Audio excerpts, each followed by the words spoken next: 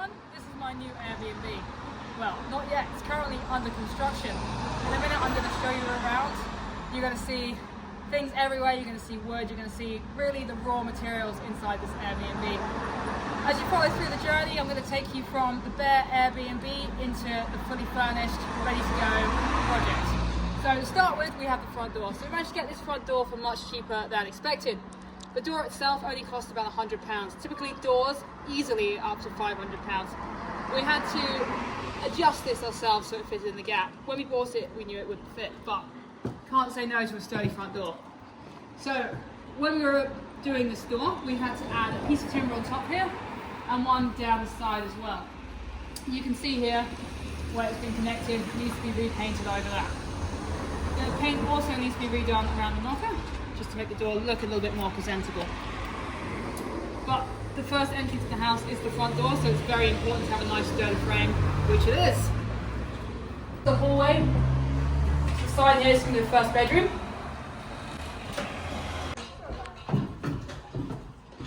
This is the first bedroom.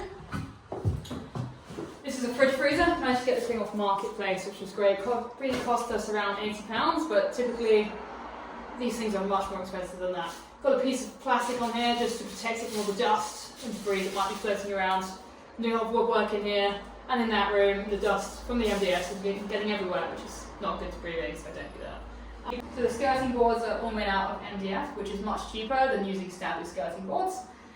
These rooms aren't going to get wet, so MDF is perfect for this. If you have a room that's going to have water in it, like a shower, I wouldn't recommend using that because it's going to expand and swell, it's going to split. It's just not going to be pretty. Behind you, there's a pipe. It's been encased in a box just to protect the pipe, to make it look a little bit nicer as well, because it's connected to the upstairs flat.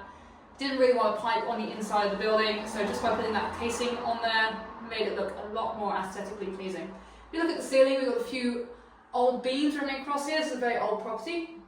We decided to keep the beams. We might paint them in black, or we might just keep them in the wood colour. I haven't quite decided yet. As you can see, we've also got brand new spotlights just recently fitted in here. Work, excellent. Smoke detector underneath there, very important. Keep the dust cover on just not to ruin it. Again, as I said, dust floating around everywhere. If it's protected, it won't be damaged. It's very important it's in full function. Again, with the beams, if you look at the top here, this window actually leads into the bathroom.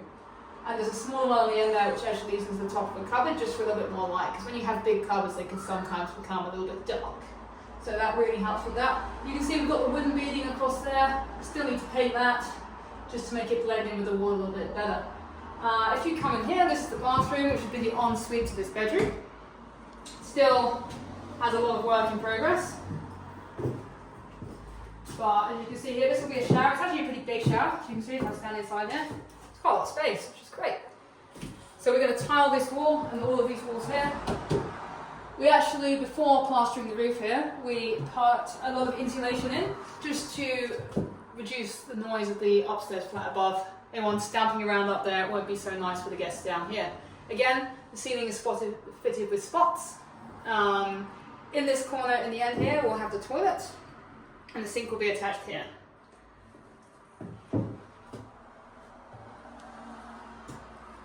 So again, a nice small window just to let in extra light, like rooms in the middle of the property. You want to make sure they're still lit, you don't want to have them dark and dingy looking.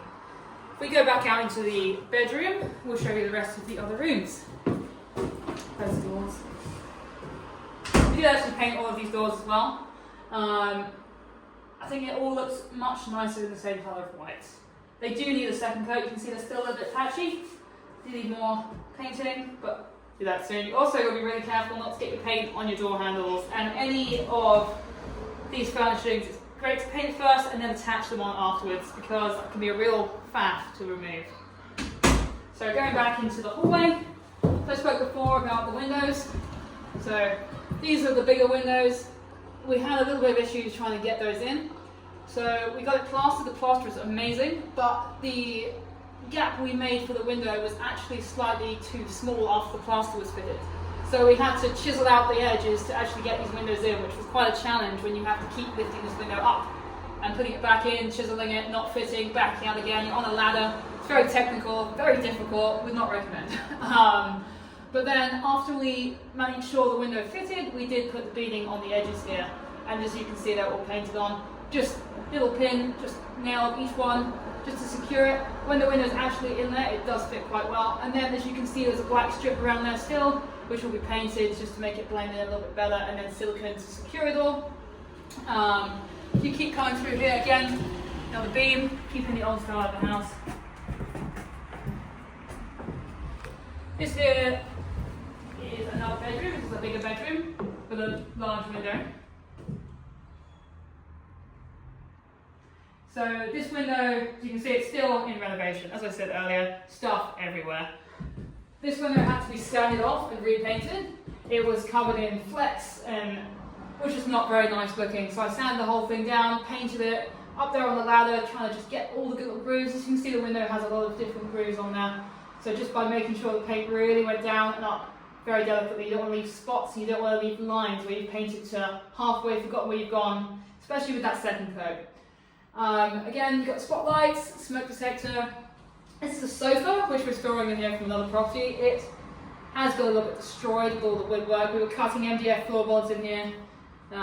Sorry, skirting boards, not floorboards. In here, tried to cover it best we could, but it's going to take a lot of cleaning to get that out. As I said, second window up there. That was even more difficult because it actually was measured the wrong side when we got it, so we couldn't actually fit it at all. So we had to send it off, get another one, get it fitted. It all worked out pretty good. So yeah, bedroom. Again, actually before I leave, plug sockets. These are brand new fitted. You've got USB, USB-C, and 2 standard plug sockets. You're going to get a TV up on this wall, so that then when you're sat on the couch like that, or if your bed's here, depending on how we're going to organise it, you have a good space for your TV. So these are some leftover skirting boards, just the MDF on the side here. Again, following through the beams, spotlights. This is actually a door to the bathroom. We weren't really sure which way to put it on because we were thinking if they come down the hall this way, they're going to be opening into there. But we're hoping, because the kitchen, which I'll show you in a minute, is going to be both kitchen and dining seating area. Hopefully people will spend most of the time in there. Also going to be a TV. So when they come up here, it's going to be a lot easier for them to open it out towards them to use the toilet. Did take a bit of thought working that bit out. What else we got? So we've got floorboards here. These are actually not your standard floorboards. We decided to go with waterproof decking, which is much cheaper than floorboards. Really saving on the cost. It's very sturdy, as you can see. It was a little bit challenging though to start with. We didn't have floorboards down here. We're hopping between beams supporting the floor, which was quite challenging. So if you come on through here, this is the kitchen. Again, a lot of renovation still. You can see this used to be the bathroom. There's actually a toilet in the corner over there.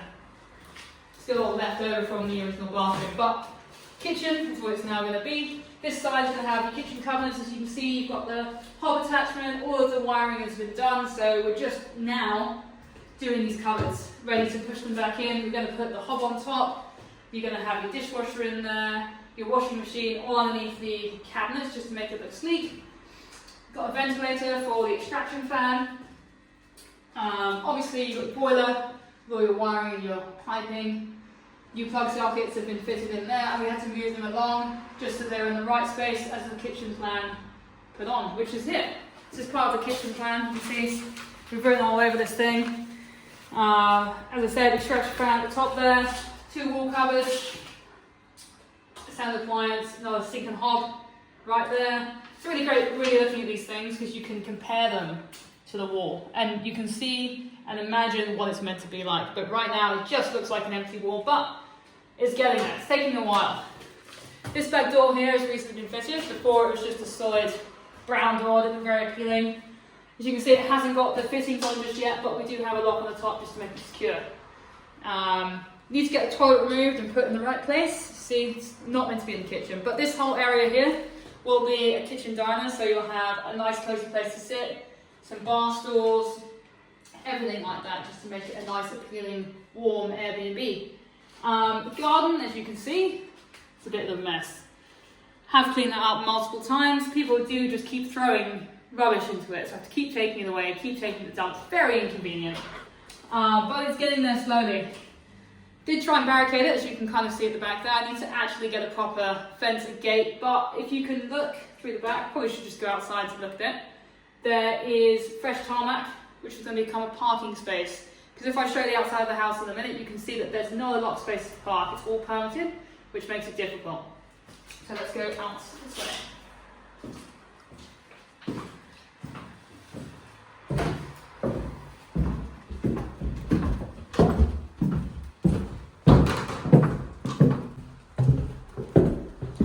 Back to the front of the house again.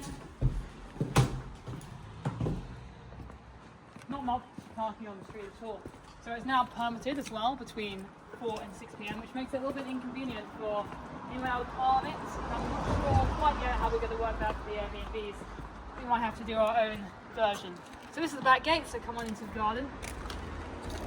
So as you can see, people have deposited so much more stuff in here. Every time I come back here, like almost most days, there is more bin bags. I clean it out, take everything to the dump, it's brand new, looks great, and then you get more stuff just ditched in here, which is very annoying to say the least. So if we look here, we've got some scaffolding left over. So that would be useful. So the front of the house needs to be redone a little bit, so you'll see in a minute around the woodwork. This will be useful for getting up there. Also just for generally plastering, etc. on the inside of the house. Just little pieces around here, really. Eventually, maybe this could be used to be extended, so extend all the way down through this part of the house. Without a lot of space, we could potentially put a whole new flat in, 2-story flat. But yeah, as I was saying before, this is an old window which didn't fit in the space before. When I was like, oh, got one, didn't fit, here it is, hasn't gone anywhere. And this is the new parking space, because no parking, but haven't put a whole fence on here because this is meant to be a parking space. I'll have to deal with the problem of people dumping stuff in here when it's being used as the parking space and the car's not in here. I haven't quite worked that out yet. Might be some kind of sliding gate, something like that, just to stop people coming in here. This is the outside. So yeah.